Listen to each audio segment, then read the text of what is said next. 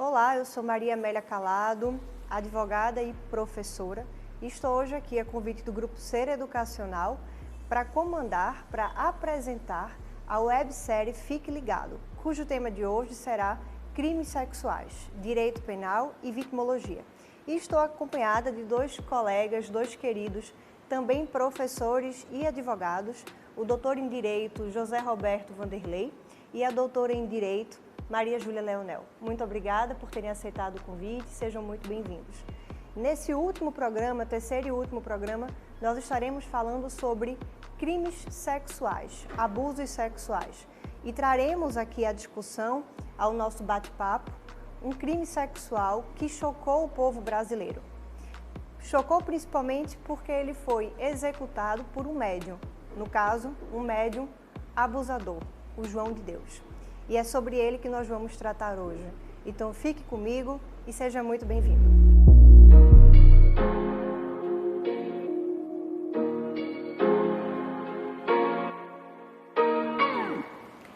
Professora Maria Júlia, esse crime, de fato, ele chocou realmente toda a comunidade, independentemente de ser uma pessoa estudiosa do direito, que tenha conhecimento na área jurídica ou não, ele tomou uma proporção muito grande. Então, neste caso, o João de Deus, nós podemos afirmar que ele cometeu um assédio sexual? Primeiro, eu queria parabenizar a iniciativa do Grupo Ser Educacional por essas temáticas que são muito importantes, sobretudo para a gente, cada vez mais, ter uma sociedade em que a gente coíba esse tipo de crime. Como você bem colocou, Amélia, foi um crime que chocou toda a sociedade, sobretudo pelo quantitativo de mulheres que foram vítimas. No entanto, embora a gente comumente, utilize essa categoria assédio sexual para falar, de maneira geral, como se fosse um grande guarda-chuva dentro dos crimes contra a dignidade sexual, dentro do Código Penal, o assédio sexual ele tem uma configuração mais específica. No caso de João de Deus, as maiores alegações foram de crimes de violações sexuais mediante fraude. Então, ele se utilizava do fato dele ser um religioso, dele ser um médium, e ele utilizava essa justificativa para cometer os crimes sexuais, falando para as vítimas que aquelas atitudes que ele tinha faziam parte de rituais para a cura, fossem das vítimas, fossem de familiares, fossem de outras pessoas, ou o próprio estupro, que aí, nesse caso, exige uma violência ou grave ameaça para cometer a conjunção carnal ou outro ato libidinoso. Então, nesse caso específico, embora a gente utilize comumente o abuso sexual, o assédio sexual, não se trata necessariamente de um assédio sexual.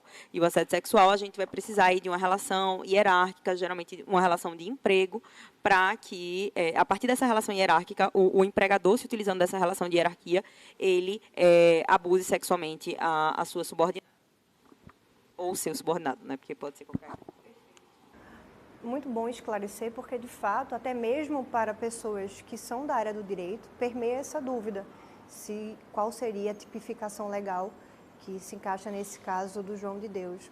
Professor Zé, João de Deus é uma figura pública, conhecida a nível nacional e até mesmo internacional. E um dos fatos que chama a atenção, não apenas dele ser uma pessoa muito conhecida, é também o elevado número de mulheres que se dizem vítimas, que foram vítimas dos crimes cometidos pelo João de Deus. E a pergunta que fica é, por que essas mulheres demoraram tanto tempo para virem a denunciar o abusador, para virem a denunciar o João de Deus? E, além disso, o local onde ele cometeu os abusos também é muito conhecido.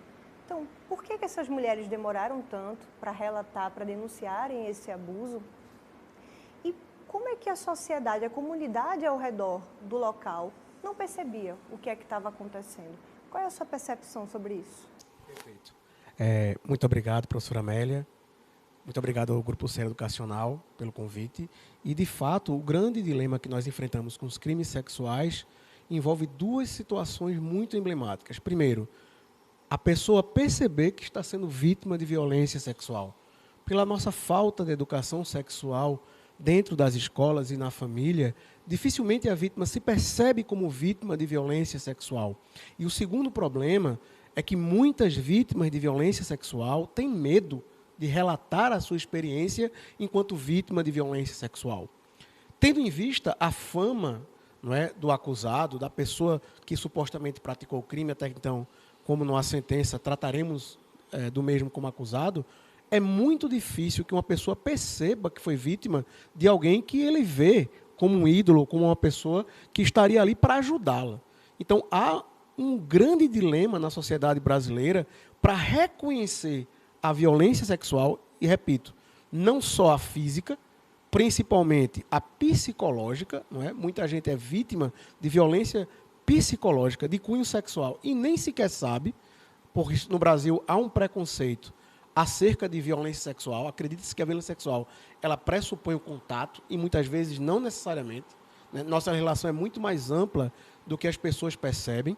E segundo, a vítima muitas vezes não é encorajada para fazer a denúncia. Ela pensa, será que eu vou conseguir ter alguém que entenda o que eu estou passando, escute o que eu estou passando e acredite que isso de fato ocorreu? Porque imaginemos uma figura tão emblemática como João de Deus, uma pessoa nacionalmente, mundialmente conhecida. Fica muito difícil para a vítima, sem encontrar qualquer tipo de acesso ou ajuda, realmente ir lá e denunciar o agente. Eu gostaria de fazer um complemento a essa fala do professor Zé, que é exatamente isso, né? Como ele bem colocou. E nos crimes, no geral, né, no sistema de justiça criminal, a gente enfrenta alguns dilemas. Então, para todos os crimes, há um traço, um perfil que é estigmatizado socialmente sobre o sujeito criminoso. Nos crimes de violência sexual, não foge essa regra. Então, existe um perfil do sujeito criminoso. Quem é que pode ser um estuprador? Na mesma medida, há um perfil da figura estuprada. Quem é a mulher que pode ser vítima de estupro? Obviamente, na legislação, a gente não tem nenhum tipo de divisão, nem quando você chegar no juiz, numa juíza, vai ter essa divisão.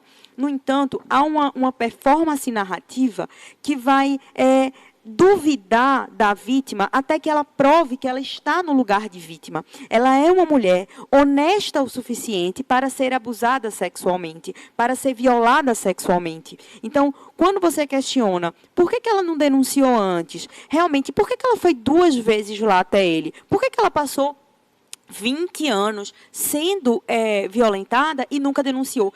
Isso dá a entender que aquela mulher ela não necessariamente foi vítima. Dá a entender que ela não é uma potencial vítima, já que ela não tomou as medidas necessárias anteriormente. De um outro lado, João de Deus era um homem branco, como o Zé falou, né? É reconhecido internacionalmente, então ele não veste o estereótipo da figura do estuprador. Então, a gente tinha um sujeito que o sistema de justiça criminal, quando a gente fala em sistema de justiça criminal, a gente pensa polícia, promotoria, juiz e sociedade. O sistema de justiça criminal no qual ele não corresponde a um estereótipo de estuprador, e, de um outro lado, eu tinha várias vítimas que não necessariamente elas cabiam na roupagem da vítima. Aquela vítima que, para o direito penal, que tinha até um dia desse, a nomenclatura de mulher honesta, seriam as mulheres honestas, né? Aquelas mulheres castas o suficiente que pudessem ser estupradas. Então, nesses crimes de violência sexual, ainda há esse agravante, e aí isso acaba inibindo muitas vítimas de irem até a delegacia, porque há uma negativa, inclusive por parte do Estado, né? Uma negativa institucional, para aquela vítima no primeiro momento. Então, se desconfia até onde pode de que aquela vítima ela foi realmente vítima, né? E aí a gente vê a maioria, se a gente for pegar a história do estupro, né? O estupro, pensando no estupro e nos crimes de violência sexual, eles não estão associados ao prazer. Eles estão associados à posse, né? Ao domínio. É uma forma de você dominar um território e a mulher, ela historicamente, é colocada como parte da propriedade do homem ao qual ele domina. E as mulheres negras, que ao longo da história, né, elas foram violadas sexualmente, né, por todo o tempo, essas mulheres elas nunca tiveram direito de fala. né? Então, quando elas eram estupradas pelos senhores de engenho, por exemplo, elas não eram consideradas vítimas porque ela era parte daquele senhor de engenho, né? Ela era parte do patrimônio daquele senhor de engenho. E isso se repercute até os dias atuais. Então, se você avalia nessa história de João de Deus, das mulheres brancas, universitárias, e que tinham condições financeiras, por exemplo, de peregrinar um país atrás de um médium para ter suas curas, e se foi difícil a negativa, né, a escuta delas, a gente imagine para as mulheres negras, periféricas, inclusive, como o Zé Roberto estava até aqui comentando antes, que trabalhavam para ele dentro do centro espírita que ele fazia parte.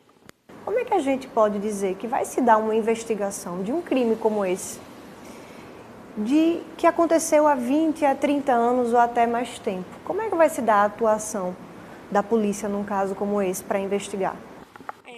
É complicado, porque assim, o meu doutorado eu concluí estou concluindo sobre estupro, né? E aí, uma análise que eu fiz foi pegar os boletins de ocorrência aqui da cidade do Recife, de 2018 e 2019, de todas as mulheres que foram vítimas de estupro daqui da cidade. E é interessante a gente pensar que quando se trata de um estuprador desconhecido, então a mulher está passando na rua e é estuprada, a mulher está num Uber e é estuprada. Enfim, quando se trata de um estuprador, né, uma figura desconhecida, essa mulher ela vai imediatamente até a delegacia fazer o boletim de ocorrência. Então ela vai um dia, enfim, vai logo em seguida. Isso facilita porque se faz os exames necessários, é muito mais fácil você fazer a coleta de provas. Quando se trata de estupros ou de outros crimes que envolvam violência sexual, com o estuprador, o acusado, ele sendo uma pessoa conhecida, essas mulheres elas levam um tempo a ir até a delegacia. Primeiro, um tempo para elas identificarem que elas estão sendo violentadas e que elas não podem ser violentadas. Então, eu peguei um caso de uma menina que ela hoje tem 42 anos e desde os 12 anos ela era violentada pelo pai. E o pai, que na primeira vez que começou a violentar ela não fez nada. Com o passar do tempo, ela perguntou assim para ele, por que você faz isso comigo? Ele falou assim, porque você é minha filha e eu posso. E aquela menina, justamente pelo que Zé também falou, pela nossa falta de educação sexual, ela cresce com a ideia de que ela pode ser violada porque ela é filha daquele rapaz. E aí, depois isso vai repercutir com o marido, com o namorado, coisa e tal. Então, quando você conhece o acusado, você tem uma dificuldade muito maior porque você primeiro tem que digerir. Depois você tem que pensar se você quer o sistema penal resolvendo aquele problema, porque nós acabamos tendo outras formas de resolver o conflito, que não é o caso das pessoas, sobretudo mais pobres, que não seja o sistema de justiça criminal, e aí elas acabam demorando mais. Quando elas demoram mais, a coleta de provas ela fica muito mais difícil. Então, assim, no caso de João de Deus, a gente tinham vários crimes que foram vários casos, né, que foram prescritos, ou seja, não caberia mais ao direito dar conta daquilo, porque já tinha decorrido um tempo que o Estado ele não podia mais fazer nenhum tipo de intervenção.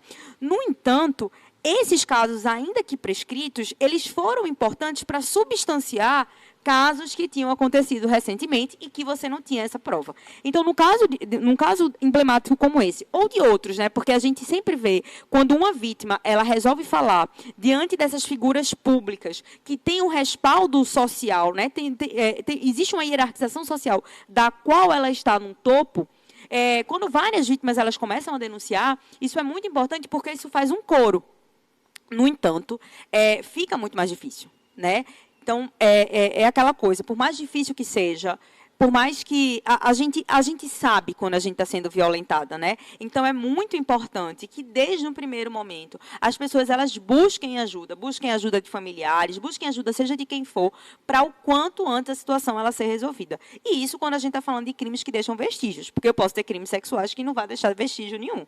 Então, se eu sento no colo do meu avô está ereto e ele começa a palpar meu peito, esse crime não vai me deixar vestígio. Então, é um crime que a palavra da vítima conta muito, né? Mas, quanto mais recente essa palavra da vítima ela é proferida, ela é dita, ela é narrada, a gente consegue colocar mais detalhes naquela história e isso acaba facilitando uma investigação. Professor José Roberto, professora Maju, meu muito obrigada. Em nome do Grupo Ser Educacional, a quem eu também agradeço o convite para apresentar essa websérie. Gostei bastante, foi extremamente gratificante poder estar com vocês no dia de hoje, poder ouvi-los, aprender, e eu tenho certeza de que você aí de casa também aprender um bocado sobre crime sexual.